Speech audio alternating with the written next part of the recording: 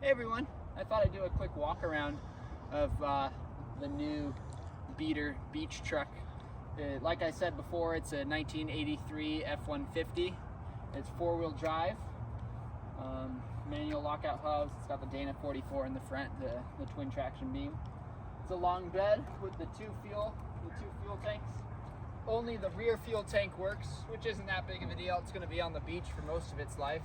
So I wouldn't forget, I put a self-tapping screw in, so I wouldn't forget, or if one of my family members borrows the truck, they know not to fill it up, because there's no way that anyone's opening that up. So it's a long bed. The bed's in fairly decent shape. It's got the classic waves in it, like you'd have for an old work truck. Tailgate seems to open up with some force. There's some junk in it, but that's the bed.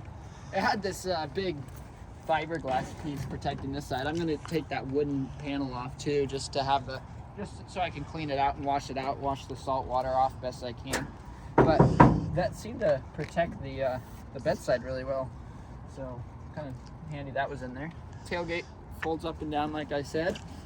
When I got the truck, one of the tail lights didn't work. This driver's side rear tail light didn't work, and the previous owner had rigged up a switch, a manual switch lever to turn on and off the tail light, and so I took that out and that fixed the problem. So every light seems to work. All the running lights, the tail lights, the brake lights, the turn signals, everything seems to work just fine.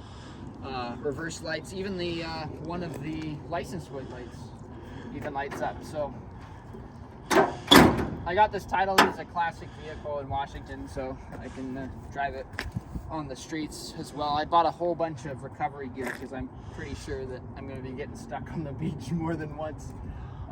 Plan to air it down and keep it in four-wheel drive, and we'll see how well she does. So you can come and take a look on the inside.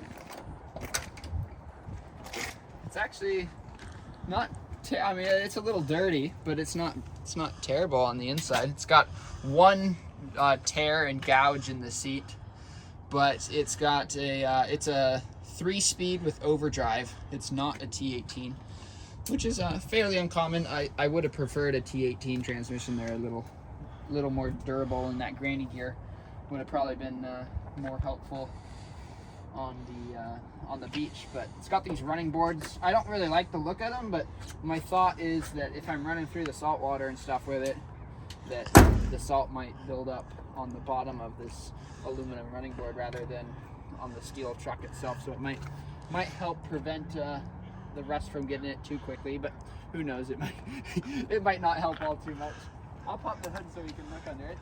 It's a little beat up in the front. It's missing the factory upper portion of the grill, but I bought a new one for my the Fummins. So when I take that one off, that one's kind of beat up, so I'm gonna put it on here just so it looks a little better.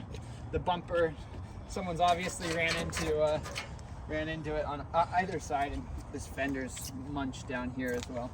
It's got, I think it has 4 different tires on it. None of them are terribly bald, so I'm just gonna keep them.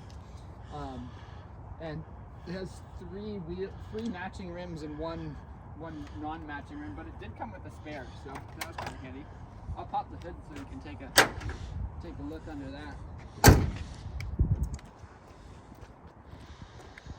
So even the hood stays up, which is a nice addition.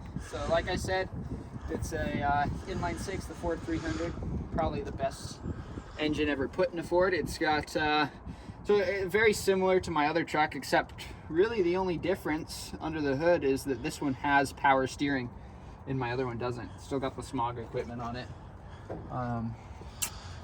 It's been starting a lot better in the mornings than the first startup video that we did. This morning it didn't even take any ether, so I think it's the more I drive it. I've been daily driving it the last few days. I think the more I drive it, the better it will start. So, but I mean, mechanically speaking, everything seems to work. It's got a new exhaust on it, so it's relatively quiet, which will be nice for driving around the beach on, not to annoy the neighbors or anything. It's got a new booster and looks like master cylinder as well, so it actually stops really well. So some of the things that I've done to it, just to make it a little more beach worthy, is like I said, I fixed that tail light so I can drive around at night just fine. The biggest improvement that I've done is I bought these cheap Amazon headlights, and they're a Chinese made brand.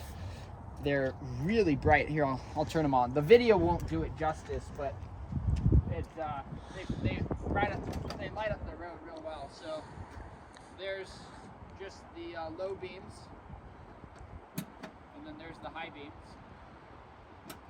So huge. That made a huge difference. I was driving around last night, and you can clearly see the road with it. So I'm really happy with that.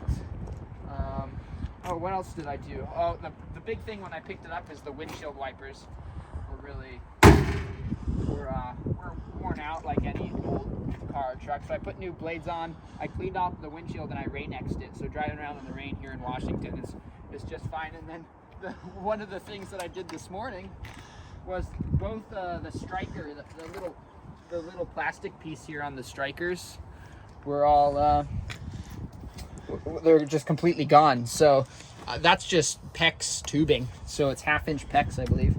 And I cut it out and I just slitted the back. You can't see, but I slipped the back, slipped it over, and now the door it closes real nice and it doesn't rattle at all. It was really annoying in there. So I did the same for the other side. It took me all of 10 minutes to do. That was a big improvement. If it was my other truck where I spent a lot more money on, I'd go out and buy the actual striker. I think they're like $15 a piece, but for this old $800 Ford that you can't beat, we had the PEX tubing in the garage, so it was free to do this. And then the last thing that I've done so far is the rear view mirror had fallen off. It was off when I got the truck. It came with the rear view mirror and the button that goes with it, but I ended up using the same button, but I had a brand new rear view mirror in my room that I was holding on to for my other truck, so I just decided to put it in here, and if something happens to this thing, then I'll just take it off and keep it since it's new. But overall, like I said, I've been driving around these last several days and without problems. It even came with the rear sliding glass door, which will be nice. Open that up in the wing windows and drive it all around. I'll definitely film some videos driving out on the beach. The house closes at the end of this month, so by early next year, just in a couple weeks, I'll have a video out of it, and I'm really excited. I'll probably get stuck. I'll probably post a video of some good Samaritan hopefully pulling me out, so, and not a tow company, because that's rather expensive. But thanks for guys for watching. This is I'm sure there's going to be more videos to come. Thank you.